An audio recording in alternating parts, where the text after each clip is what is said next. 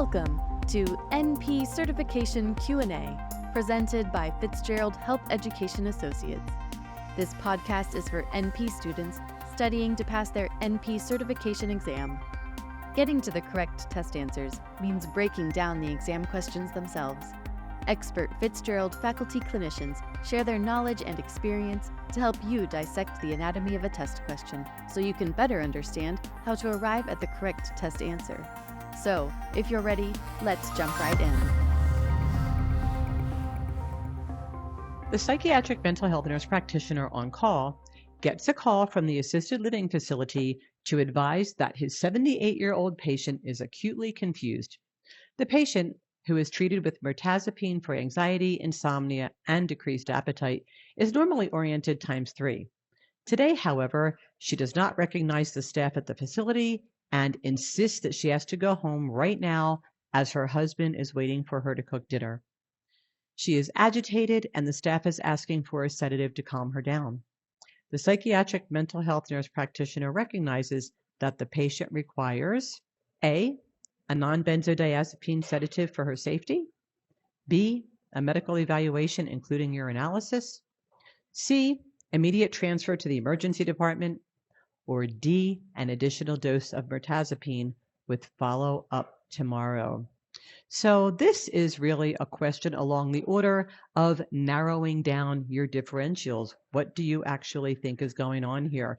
And there is also the general approach to the world that we take a set of symptoms and physical findings, we make a diagnosis, and then we treat. So as you look through the answer choices here, we have choice A. You recognize that the patient requires A, a non-benzodiazepine sedative for her safety, B, a medical evaluation including a urinalysis, C, immediate transfer to the emergency department, or D, an additional dose of mirtazapine with follow-up tomorrow.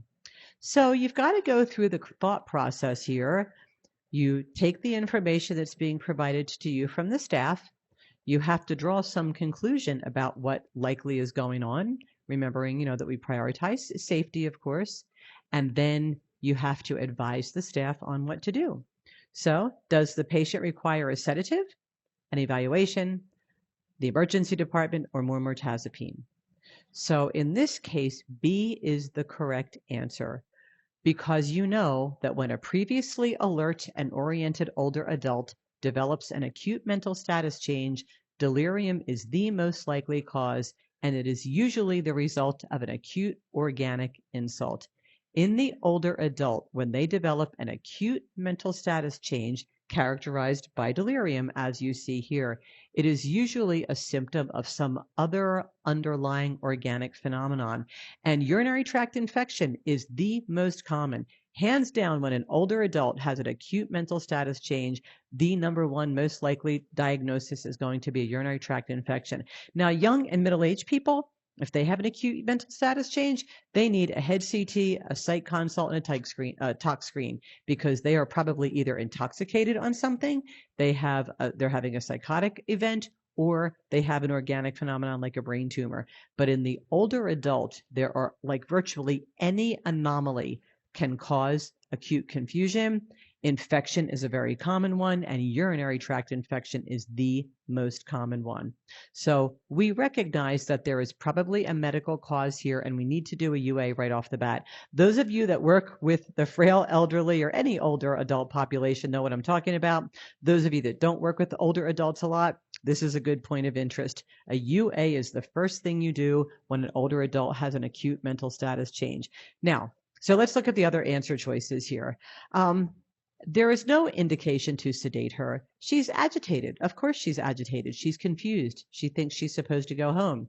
So when somebody becomes agitated, we don't immediately sedate them. Even with a non-benzo, like a hydroxyzine or something, drugs aren't the first choice. The first choice is for the staff to help reorient her, calm her, provide familiarity. I mean, at some point, maybe she will need a sedative, but it's definitely not the first go-to. We're not there yet. We don't say, oh, is she agitated? Let's just give her a drug and calm her down. She certainly does not need to go immediately to the emergency department based on what you're hearing. What's presented here is not an emergency. If you send her to the emergency department, they'll do a UA. and then they'll probably call you and say, why did you send her here? I mean, okay, I'm editorializing to make a point, but the only reason to send the patient to the emergency department is if she's emergent, if you are concerned that there is an immediate emergent need. And in this case, there isn't. It is very possible that this lady can be calmed. There may be staff that she has bonded with, staff she connects with. When she's in her room, she sees some familiar things, she'll calm down.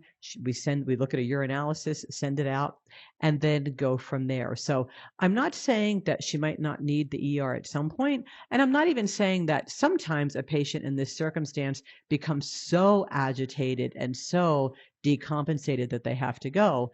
But it shouldn't be a reflex reaction. We don't just send her to the ER because she's agitated.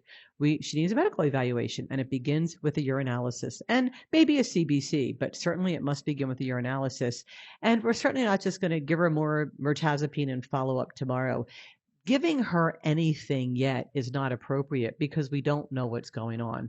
The first thing we have to do is figure out why she's having an acute mental status change. We know in the older adult that it is very often an organic problem, and UTI is a leading differential. So the best answer of those provided is B.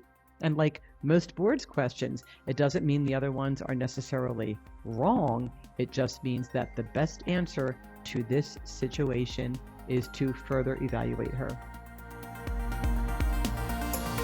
Thank you for listening to NP Certification Q&A, presented by Fitzgerald Health Education Associates. Please rate, review, and subscribe to this podcast. And for more NP resources, visit FHEA.com.